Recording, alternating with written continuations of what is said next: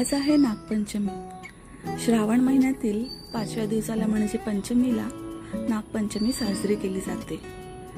या दिवशी नागाची पूजा केली जाते। हिंदू धर्मात नागाला देव स्वरूप मानले जाते आणि त्याची पूजा देखील केली जाते, कारण महादेवाच्या गळ्यात वासुकी नावाच्या नागदेवतेला स्थान प्राप्त आहे, तर श्री विष्णू देखील शेषनागावर विश्राम करतात।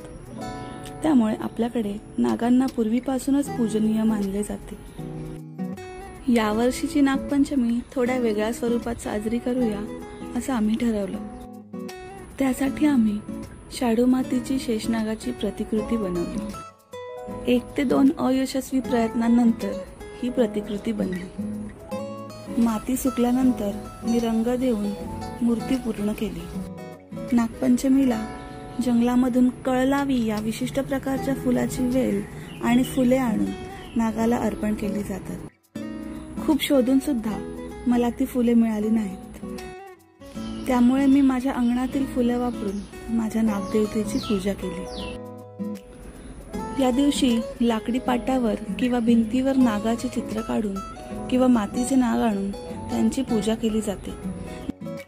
नागाला कच्चे दूध नैवेद्य म्हणून दाखवतात आणि दुर्वा फुले अर्पण करून त्याची पूजा करतात। ही पूजा केल्यामुळे आपली सापाशी मैत्री होते आणि त्याचे भय सुद्धा राहत नाही। अशा प्रकारे आम्ही आमची नागपंचमी साजरी केली।